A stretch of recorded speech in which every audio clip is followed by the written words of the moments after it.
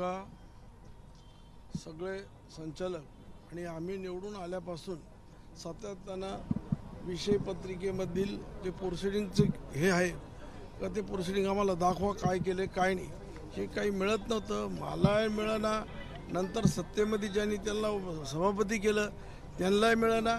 कुठलाही विषय असा सगळ्यांनी मिळून घेतलेला नाही. जे काही केलं ते त्यांनी स्वतः केलेले. जेव्हा एखादं कुटुंब असतं, कुटुंबात जर भाऊ असतील आणि भावावर जर अन्याय केला तरी तो कुटुंब फुटून जातं. म्हणून आज एवढे संचालक, हे सगळे राजकारणी संचालक आहे आणि यांना ते कुठंतरी खटकून राहिलं. आम्हालाही खटकलं का बा हे काय चाललं आहे. आम्ही यांना सातत्यानं घालायचो.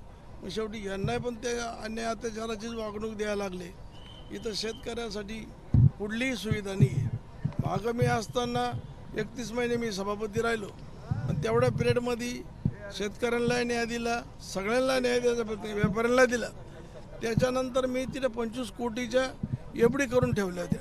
त्या एफ डीमधूनच जेव्हा देवीदास पिंगळे 99 साली कर्ज घेतलं होतं, त्या कर्ज फेडायला मग संपत नाण्याच्या माध्यमातून त्यांनी तो चेक लिहून आणि ते कर्ज माफ केलं.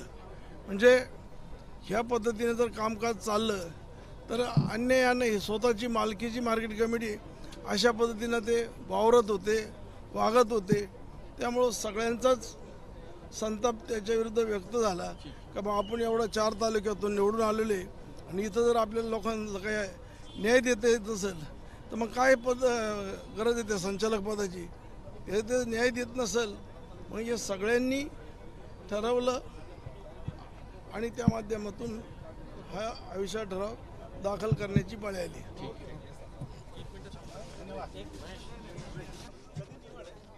आज अजिंठा काढतील DDR साहेब.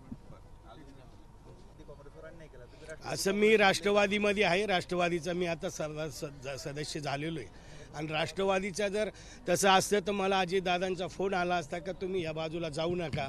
पण आम्हाला कुठूनही राष्ट्रवादीकडून काही बोलवणं आलं नाही का तुम्ही यांच्या बाजूला जाऊ नका. आणि गिरीश भाऊंच्या बाबतीत जे चर्चा झाली त्यांचा या निवडणुकीशी काही संबंध नाही. गेल्या 20 वर्षापासून मी या बाजार समितीमध्ये उपसभापती, सभापती म्हणून कामकाज केलेलं आहे. पण सन्मानातनं आम्ही जे कामकाज केलं तो सन्मान आम्हाला मिळत नव्हता. व्यापाऱ्याला व्यापारी करण्याचे, व्यापारी ह्या मार्केटमधून निघून चालले होते. शेतकऱ्याला योग्य असे जागा मिळत नव्हती, त्याला त्याचा माल विकण्याचे त्याला अधिकार नव्हता. मनमानी ह्या चेअरमनची मनमानीमुळं हा विश्वास आम्हाला दाखल करण्याची वेळ आली. हो, अजितदादांनी आमचे आमदार हिराबंजी खोसकर साहेब त्यांनी सांगितलं, त्यांना माहिती आहे खोसकर साहेबांना का देवीदास पिंगळेंचं काम कसं असतं. स्वतःचं काम झालं का ते सर्वांना सोडून देतात. निवडणूक ज्या वेळेला झाली त्यावेळेला काही प्रशासनाचा वापर केला नाही. उलट आमच्यावरच असं चाललं होतं का काही देवीदास पिंगळे यांनी काही गुंडांचं आमच्या पाठीमागं गुंड लावून आम्हाला उचलून नेण्याची जी प्रक्रिया होती त्याबद्दल आम्ही फक्त आम्हाला संरक्षण मागितलं. बाकी आम्हाला काहीच प्रशासनाने काही मदत केलेली नाही. प्रदेशवारी गेलोच नाही. मी माझ्या मळ्यात वस्तीवर होतो. सर्व संचालक त्यांच्या घरी होते. आज आम्ही एकत्रित झालो. नाही, बाहेर नाही, आम्ही आमच्या वेगळ्या ठिकाणी होतो.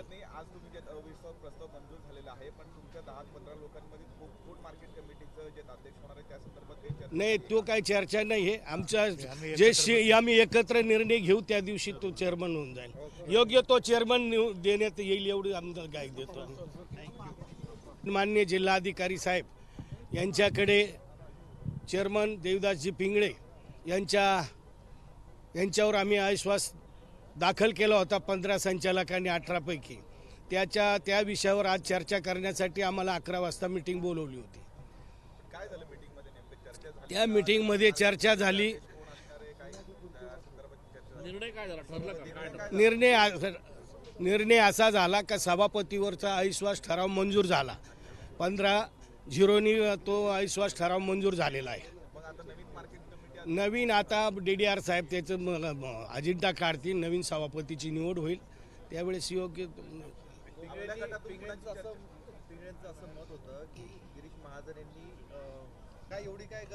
ते आरोप सर्व बिनबुडाचे आहेत.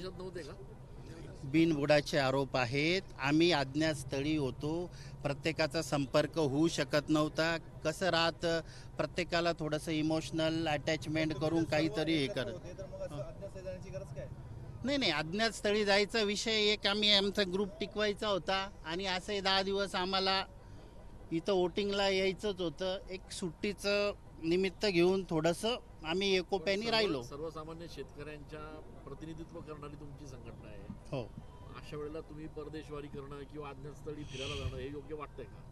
नाही, तो काही विषय नाही. हे सगळ्या ज्या समोरच्या पॅनलच्या लोकांनी आमच्यावर लावलेले स्पष्ट आरोप आहेत, याच्यात काही तथ्य नाही. तशी परिस्थिती आमची एकत्र बसून प्रत्येक मिटिंगला आमचे वेळोवेळी विचारविनिमय व्हायचे. आमचं कोणतीच गोष्ट साधं प्रोसिडिंग ज्या संचालकाला मिळत नाही. तुम्ही विचार करा, नाशिक कृषी उत्पन्न बाजार समिती ही किती हे असू शकते. आजही विचारा, आजही आमचे विरोधी पक्षाचे पॅनलचे नेते शिवाजी आप्पा चुंबळे, आमच्यात कल्पनाताई यांनी आमच्या समोर वेळोवेळी मागणी केली. आम्ही सुद्धा मागणी केली. तुम्हाला प्रोसिडिंग द्यायला काय अडचण होती? तुम्हाला पारदर्शक कारभार याचा अर्थ करायचा नाही, ट्रान्सपरन्सी ही हवी आहे का? त्याच्यामुळं संचालकांना परदेशामध्ये देखील घेऊन जाण्यात आलं. मी अविश्वास बरं, हे पूर्ण चुकीचं आहे. सगळ्यांच्या परिस्थिती सर्वांना माहीत आहे का या नाशिक कृषी उत्पन्न बाजार समितीत एकाही संचालकांनी चहा सोडून कुठं काही केलेलं नाही.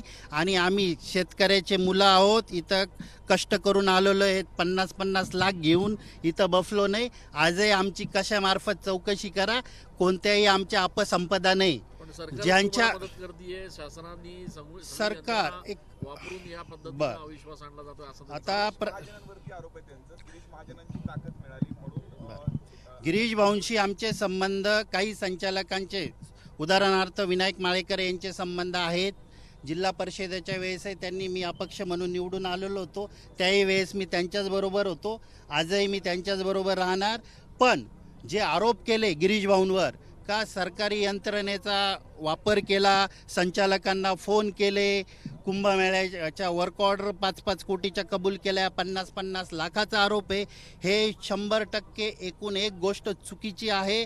फक्त समोरच्या व्यक्तीला काही सांगायचं नाही, कुठं काही कारण नाही, एखाद्या गोष्टीला कारण नाही. एक म्हण आहे का, काहीतरी जर नाव एखाद्याचं बदनाम करायचं ठरवलं तर आता स्वतःचं काय चुकलं त्याच्यावर आत्मचिंतन न करता 15 संचालकांवर आरोप करून मोकळं व्हायचं. तर आपण सुद्धा विचार केला पाहिजे का या 15 संचालकांनी असं काय केलं. राज्यामध्ये महायुतीमध्ये तुमचे नेते आहेत, एकत्र बसून तुम्ही हा विषय केलेला होता देविदास पिंगळे यांच्यावर. काय नेमकी चर्चा झाली आणि कशा पद्धतीची निवड प्रक्रिया पार पडली? चर्चेत 2 वर्षापूर्वी आम्ही सर्व संचालक हे निवडून आलेलो होतो. देविदास सेठ यांना आम्ही चेअरमन केलं. 12 संचालकांनी, 6 संचालक वेगळे होते. पण आम्हाला एक त्यावेळेस सांगण्यात आलं का सगळ्यांना विश्वासात घेऊन आम्ही कामकाज करू. पण आम्ही सर्व शिकले सवरलेले लोक आहेत, ज्या लोकांनी आम्हाला मतं दिले. आमची वेळोवेळी हीच मागणी होती की मार्केट कमिटी स्वच्छ असावी, पिण्याच्या पाण्याचा प्रश्न, शेतकऱ्यांचे सिक्युरिटीचा प्रश्न, मालाचा विषय असेल तर ह्या सुविधा आपण मूलभूत सुविधा पहिले दिल्या पाहिजे. पण सभापतींनी पहिले 22 कोटीचं ऑफिस तयार केलं.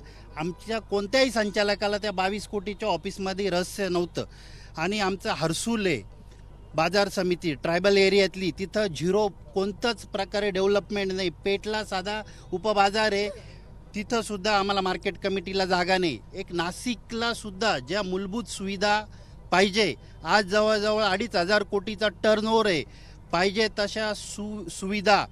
आज विज्ञानाचं युग आहे, कम्प्युटरचं युग आहे, सगळ्या गोष्टी एकदम चांगल्या. आमचं जरा एअरपोर्ट सारख्या सुद्धा ठिकाणी ज्या फॅसिलिटीज पाहिजे त्या आमचं सर्व संचालकांच्या मनानुसार पाहिजे होतं का आम्हाला इथं पाहिजे. पण आमचे चेअरमन साहेब वेळोवेळी आम्ही सांगून, वेळोवेळी अवगत करून स्वतः एकतर्फी निर्णय घ्यायचे. कोणत्याही संचालकांना विश्वासात घेत नव्हते.